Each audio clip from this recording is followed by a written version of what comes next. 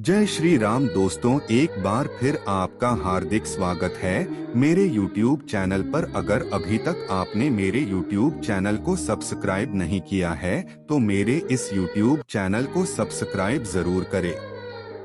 हरियाणा के सोनीपत नामक एक दक्षिणी शहर के पास भगवान शिव का एक मंदिर था।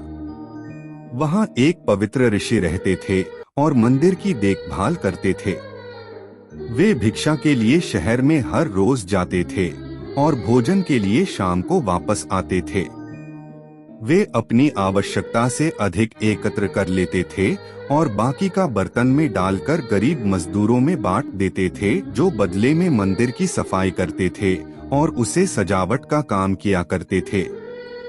उसी आश्रम में एक चूहा भी अपने बिल में रहता था और हर रोज कटोरे में से कुछ न कुछ भोजन चुरा लेता था। जब साधु को एहसास हुआ कि एक चूहा भोजन चोरी करता है तो उन्होंने इसे रोकने के लिए सभी तरह की कोशिशें की। उन्होंने कटोरे को काफी ऊंचाई पर रखा ताकि चूहा वहां तक पहुंच न सके, और यहाँ तक कि एक छड़ी के साथ चूहे को मार भगाने की भी कोशिश की, लेकिन चूहा किसी भी तरह कटोरे तक पहुंचने का रास्ता ढूंढ लेता और कुछ भोजन चुरा लेता था।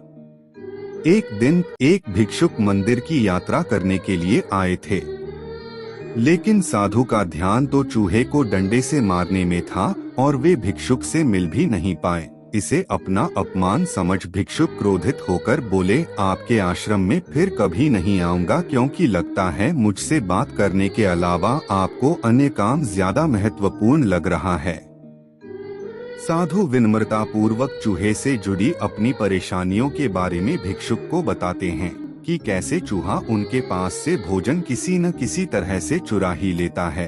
यह चूहा किसी भी बिल्ली या बंदर को हरा सकता है। अगर बात मेरे कटोरे तक पहुंचने की हो तो मैंने हर कोशिशें की हैं, लेकिन वो हर बार किसी न किसी तरीके से भोजन चुरा ही लेता है।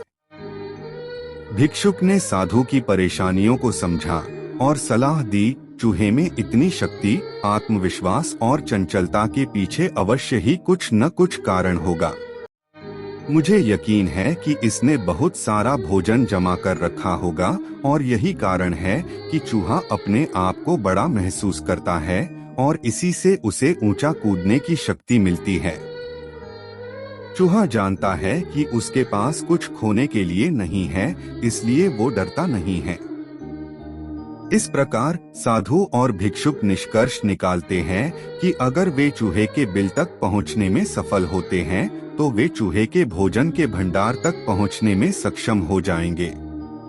उन्होंने फैसला किया कि अगली सुबह वो चूहे का पीछा करेंगे और उसके बिल तक पहुंच जाएंगे।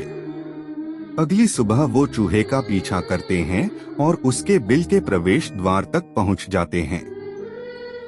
जब वो खुदाई शुरू करते हैं तो देखते हैं कि चूहे ने अनाज का एक विशाल भंडार बना रखा है। फौरन ही साधु ने सारा चुराया गया भोजन एकत्र करके मंदिर में लिवा ले जाते हैं। वापस आने पर अपना सारा अनाज गायब देख चूहा बहुत दुखी हुआ और उसे इस बात से गहरा झटका लगा और उसने सारा आत्मविश्वास खो दिया। अब चूहे के पास भोजन का भंडार नहीं था, फिर भी उसने फैसला किया कि वो फिर से रात को कटोरे से भोजन चुराएगा। लेकिन जब उसने कटोरे तक पहुंचने की कोशिश की तब वह धड़ाम से नीच गिर गया और उसे यह एहसास हुआ कि अब न तो उसके पर शक्ति है और न ही आत्मविश्वास। उसी समय साधु ने भी छड़ी से उस पर हमला किया। किसी तरह चूहे ने अपनी जान बचाई और भागने में कामयाब रहा और फिर वापस मंदिर कभी नहीं आया। शिक्षा: यदि हमारे पास भी संसाधनों की कमी न हो तो हम में भी अद्भुत शक्तियां और आत्मविश्वास की कमी कभी नहीं आ सकती।